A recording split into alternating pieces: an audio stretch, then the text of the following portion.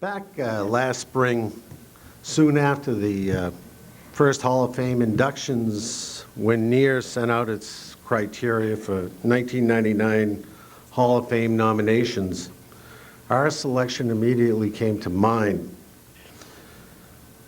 I've been lucky to have 3 careers in my lifetime, but I can guarantee you I have never met anybody like Eddie West.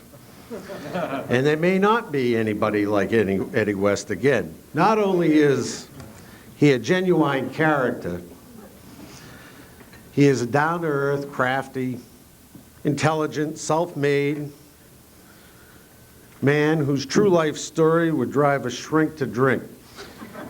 He is truly a super-modified pioneer. My first memory of Eddie West was back at the Old Pine Speedway in Groveland.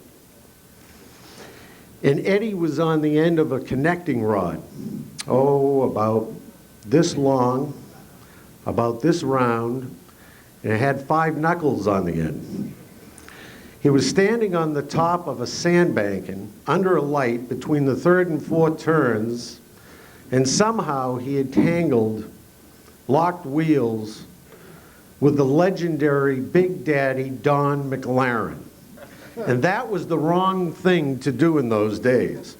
Here's this skinny kid, number 61 Junior, and McLaren, who weighed at the time about 260, and he looked like he was made out of chrome moly.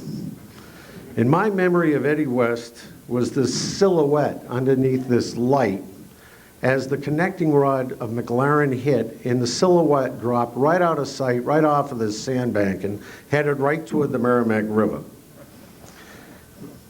You remember that, Westy? Look at him, he's turning red over there. It was the only time I ever saw Eddie West in a fight, for 2 reasons. He was far too smart for such nonsense, and secondly, he was just too fast to catch. It was 1961 when Eddie West first showed up on the New England racing scene at Hudson Speedway in an old flathead. They made him run with the Class A cars that day. "We didn't know the rules," he'd say years later. "We were stupid. We had a Ford with a straight front axle, straight axle." But it started snowing that Sunday afternoon in March, and guess what? Eddie West led the feature for the longest time. It was his very first feature race, and it was an omen of things to come. A bunch of young guys hanging around a little garage in Dunstable, Mass, put together his first super modified. There was this fire station next door, so what did they do? They used a frame off an old fire truck, cut out the middle, made roll bars out of black iron water pipe, body contoured out of sheet metal, and found a 383 Chevy engine. Engine 1 became 61 Junior. It was the second car of the year that they had, and appropriately enough, it was a Junior.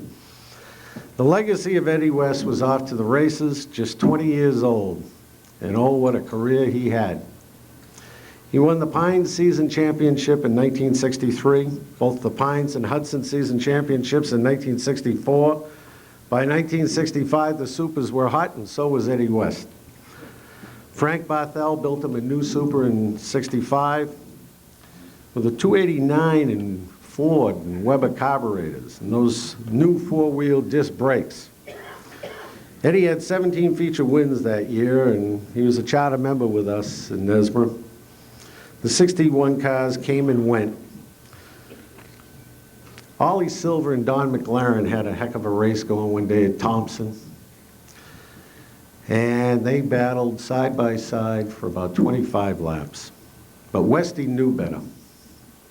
He was about a half lap behind, and on the last lap, between the 3rd and 4th turns, Ollie and McLaren rubbed wheels and nice and slowly came off the 3rd turn into the infield. Needless to say, they don't have starters.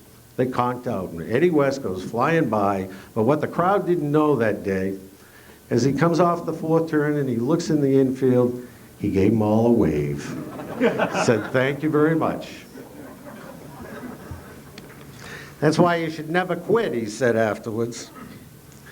He ate more than one canary, I'll tell you. Eddie was a man of few words, but get a load of these numbers. He won more NESMR season championships than anybody, 6. In 1969, 70, 73, 74, 75, and 80. He's the only one of only 2 drivers to ever win over 100 features. The NESMR Classic Super Modified Biggie, he was a winner, a co-winner with Bob Cloutier and Don McLaren in 1966, in 1973 and 75. And when he wasn't winning, he was second. In 70, 71, 72, and 74.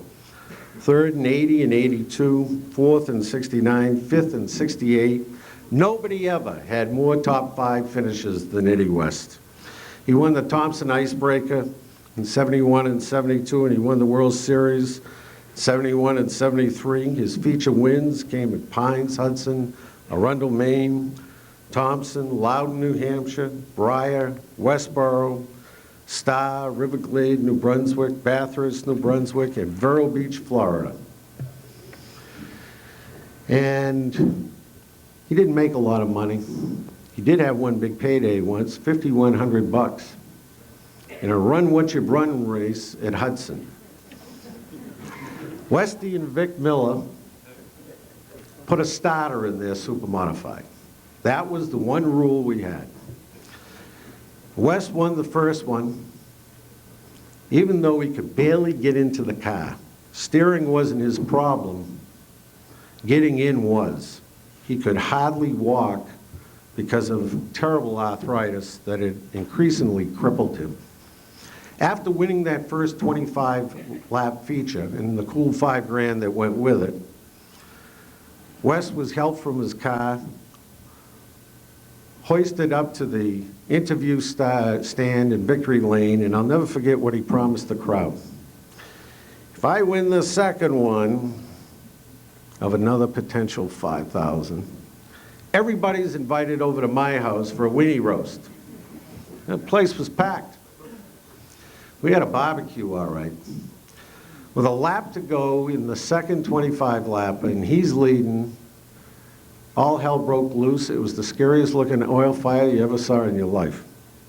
The West engine blew up. Arthritis and all, he scrambled, hoisted himself out of the car, brushed his singed fire suit off, and when he got up into Victory Lane again, he says, well, I promised you all a weenie roast, except I didn't know it was going to be my weenie.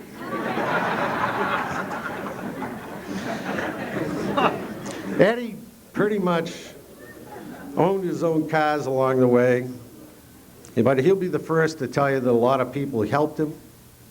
Yogi Fahey, who's here with us today, Frank Barthel, his son Brian Allegresso, Vic Miller, whom he drove for, Gary Drew, Buster Taylor, Dick Dokas, Mike Meza, and the list goes on. In 1973, all he did was race professionally. His livelihood came from racing, and I'd like to see anybody try to do that at the short track level today. Away from the track, he was responsible, mostly on his own in the later years for raising 2 wonderful kids, Jody and Brian. He was sharp. Only once was he ever badly hurt in a race car, and he broke a leg in a modified in the last race of the season at Star in 1973. Another time, though, he got knocked out in a super modified, and when Buster Taylor showed up at the emergency room, you know, he wanted to see how Eddie was, and he says, well, I'm Eddie West's brother. And he goes in, and West looks at him and says, he ain't my brother.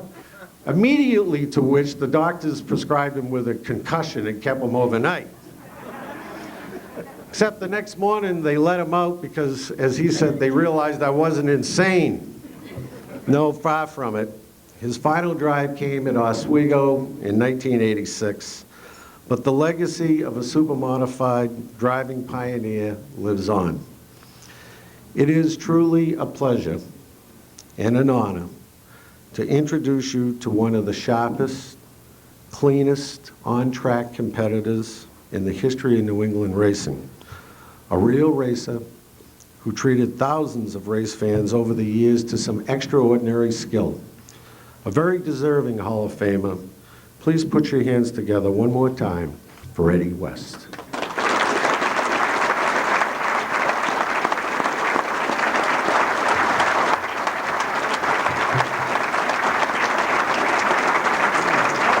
This is the worst. I just want to thank everybody that's helped me get in. It's a very fitting end. Thank you very much.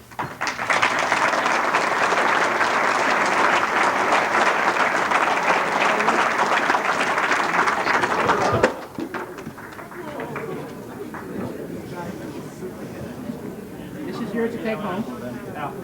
Permanent membership. Permanent membership card.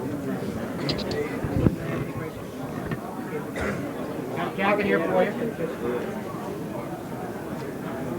You wear the jacket with pride. And this is your program, somewhere between number 1 and 8. There you go, Eddie.